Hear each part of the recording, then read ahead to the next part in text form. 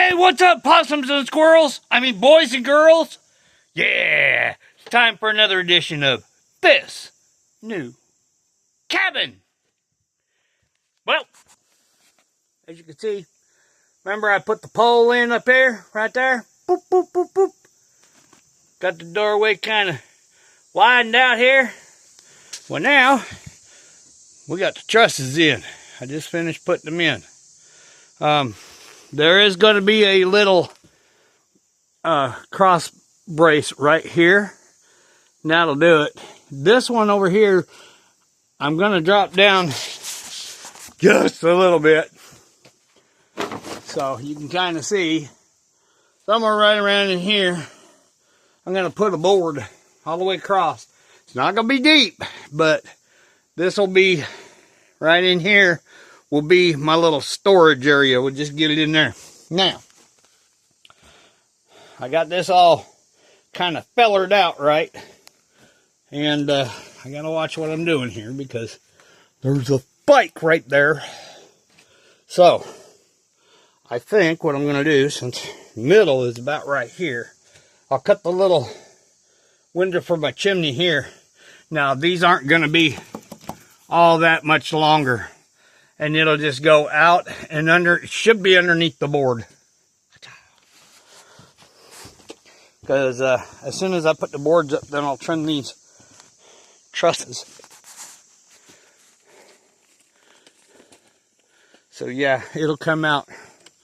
It'll fall out right in here, right next to this truss, but it's going to be an insulated pipe. So when it comes out, right, I'll bring it out farther than what this is cut off, and then I'll make my 90 turn to come up. So, yeah. Or, since the spike is right there, I can shift it and move it over this way. It doesn't make a difference. Half a dozen of one, 6 of the other, it's not going to make a difference. I just don't want the heat of the pipe hitting this. So, it's going to 90 out, and then that pipe's going to come out to somewhere right around here before it goes up. And this will be cut back in there somewhere. So this will be all insulated pipe past it, and then it'll 90 up. And if it does look like it's going to be close, what I'll do is I've got a bunch of this aluminum metal. It's like tin metal, but it's just flat pieces of aluminum. I'll bring a piece up here, pound it into shape, and we'll put it right here, right in here on that last board. We'll just clip it over, right?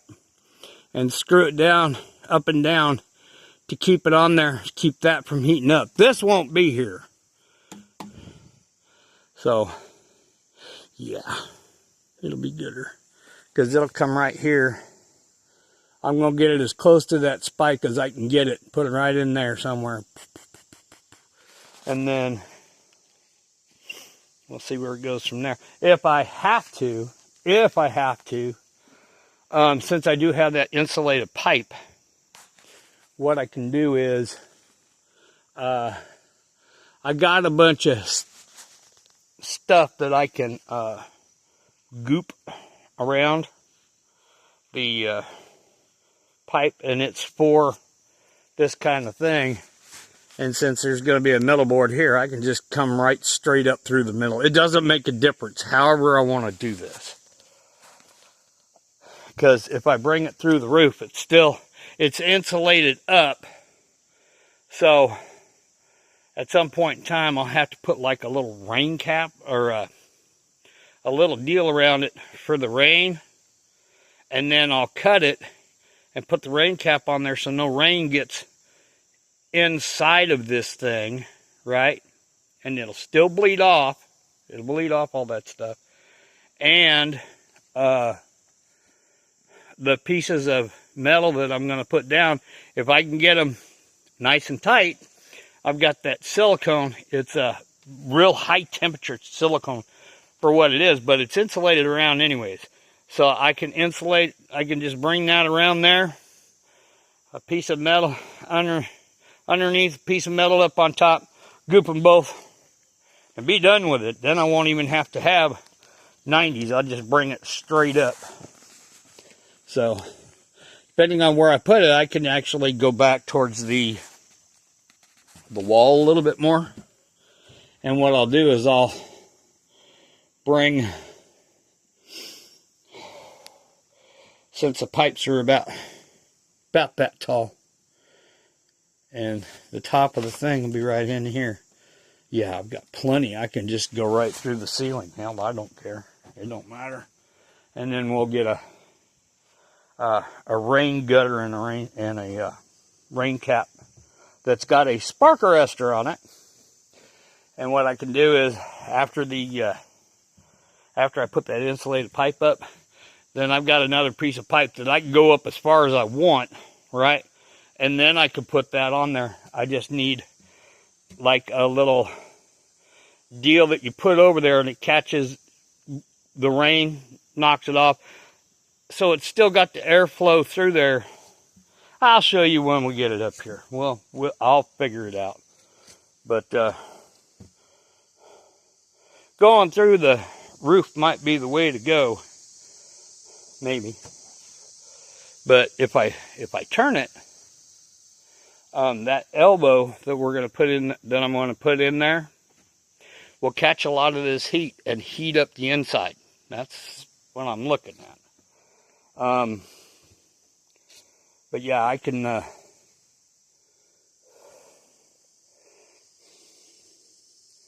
I can cut that out of there. Yeah, we can do something. We can do something. I just don't want to have too much heat up on the roof. And what I can do is where that 90 is going to, if the 90 falls out, right above there, it's going to get really warm and want to burn the wood. So what I'll do is I'll put some of that metal up there as a heat shield. Yeah, we can do it that way. Because that'll reflect all the heat back. So I'll just put a big heat shield in there. No biggie. No biggie. I'll just put it between those two trusses in there. But yeah, that's what we're looking at doing right now. The next thing I can, with the tarp on, I'm going to pull the end of this because it was way overhanging, and I got to bring the tarp this way some.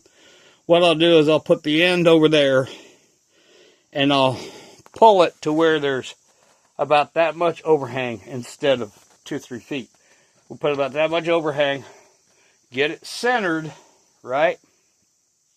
And just for the minute, we'll put a screw in each one of these trusses and around the outside, and then I'll screw it up, along, and down. And I decided I'm not going to put a board up here, because this is going to be tall enough. I mean, I don't want to chop it any more down. The boards will fit in there right. Even if it's got like, I don't think it's going to have much of a slope to the center. But what I'm looking at is, okay, this here is the low board. And it's not going to have that much of a lean. Anything that comes up here will run off. Anything that's over here, right, there's going to be a board set up on top. And it's gonna come over, so it should leak up underneath. Now, from just the edge of the wall here to the center of each truss, like over there and over here, is 4 foot. Now, from the center of this truss to the center of this truss is 3 foot. And I'm going to cut 5 foot boards. The outer ones will be 4. I figured 6 or 7 feet. So if I go 4 feet, that's almost 5. I'll go 7. I'm going to cut 7 footers, right? And have a nice little overhang out here. it'll come out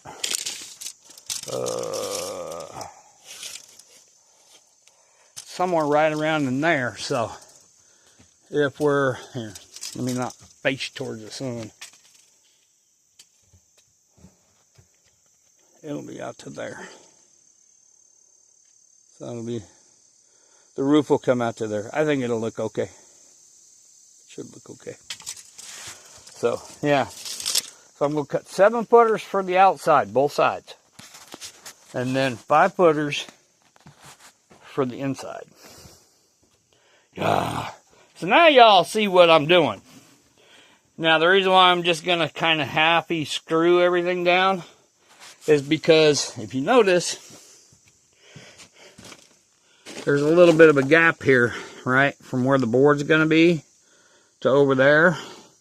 So I've got to find some little logs about this size and get them put in there to where they stand up. I've got to measure up to where that board's going to fall in. I put a little bit of moss here and it'll lay right down on top of it. So there, that's what we're doing. I don't want it to get it too freaking wide. And then we'll do it this way. Okay, you notice there's a gap and a gap. So I'm going to put a little log in here, right? And as I put the boards down, I'll chink that, right? Put the board, the tarp's going to be over the top of it. Now, when I get over to in the center part of it, after I do, because I've got to do each end first.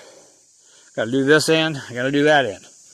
Then I'm going to lay these boards in there. When I get to this, now the tarp is going completely over this, but then I'm going to have a bigger gap. So what I'll do is, just right down here, I will split the tarp right in here to where it'll kind of it'll have a little flap to raise up, right?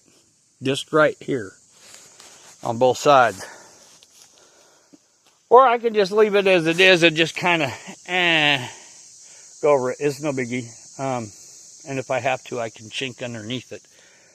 But yeah, when I get to the next board that goes across, it's going to have about that much more of a gap. And what I could do is I can just put the same size log all the way across, right? Just make it fit in there. And then on top of the tarp, right, without cutting it, when I lay the boards in, I can chink it and it'll stick that tarp down there. I'll chink underneath, put the tarp down, I'll chink on top and smash it all down together so it's kind of like a sandwich. A ham sandwich! A hammy! So anyways, yeah, we are just having a blast up here. That wasn't too hard. That took about, let's see, I went up and cut a tree and got 3 of these off of it, and then I had one other one that I had up the hill, and this is one of the trees that I just dropped. So I got to get all this put over there. And I've got the tree that was there, I cut that up. A lot of this is off that tree, but I've still got some up there that I've got to pull down. I've got some over there, pull down. I still got this big thing to cut. So basically I'm looking at all the scrap wood that's down here, bring it over here and make firewood out of it. This is like one of the ends. And they're big enough, they'll hold a roof, so no biggie. No, clean as I go, clean as I go. So, and like I said, I'm not going to cut these ends off until I get the first board in there, and I'll cut them off square. Yeah. So, everything is going gooders. Gooders, gooders, gooders. And I got to pick up my little ends that I cut. So, yeah. We're getting it there. This is an easy day today. So now all I got to do is I got to feed the tarp all the way across, and I'll trim it like I said, with about that much overhang on the back, I'll do the same thing to the front. Have that overhang, that way when the boards get up there or close to it, right, I'll have that extra. So when the boards lay over, I can just take a knife and trim it up as I need to. So I'll give it that extra on both sides. Yay! And the reason why I just want a couple of screws in here is so when I'm ready, I'll just unscrew the bottom ones, fold it back. I'll put that log in there, right? I'll get it, I'll get all them logs spiked down. I hope I got enough spikes. I need 2 part 6, I need 12. I don't think I've got 12. I got close. So I may have to go get just a couple more spikes. How many I got left? I have 6. I need 6 more. Got 6 spikes left, so I need 6 more. And we'll be done. And I think because of what I'm doing today, as soon as I get this tarp put back, trimmed up, all the good stuff in life, I think I need to do a little cleanup on the inside. It's getting pretty road. I need to clean that up. I gotta bring that stupid broom up here. Keep forgetting it. But anyways, yeah, that's what we're doing. Up. Decking screws again. Oh my God. Hello, decking screws. Ooh, doo, doo, doo. But anyways, I hope you guys saw one of the videos yesterday. I don't think I put it up yet, but when I left out of here yesterday, I went to the old cabin just to go look around and see what was going on, and I kind of give you guys a tour and what happened to the cabin. Yeah, it's kind of interesting. So, and I got some weeds down here to knock down. It really growed up there. You can barely see the cabin now. So, and you'll get to see what I did, how I built the roof, and a couple of mistakes I made, which I'm correcting this time around. And it didn't have a porch, and I've already got the porch on here. So basically, this is what the cabin's going to look like. I only got these end peaks right here act like a truss. So I have 2 middle trusses and then the ends. That's going to be more than enough. That'll carry 5-6 feet of snow. So I'm not worried about it. In the wintertime, that'll actually be insulation. But when I get the roof done, we're going to put some moss up there to help it insulate more, keep it cool in the summer, and warm in the winter. And I also decided I'm not going to cut the holes up in there. We're going to let it go at that. It's small enough to where if I got to bleed off some heat, I open the door or open a window. There's going to be a couple of windows in here. One on each of the long sides, and probably one in the door. But in the middle back, I may have a little one to where I can slide it open, just a small one. Let some fresh air in there during the nighttime when we're up there camping and whatnot. Yeah, so. Oh, and I forgot,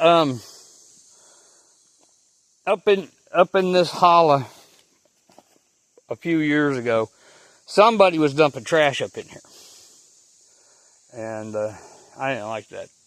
I don't like it at all. People just throwing trash out in the middle of the wilderness. This is stupid. But down there I spied a piece of 4-inch PVC pipe. So I've got it pulled out and I put it up next to the roadway.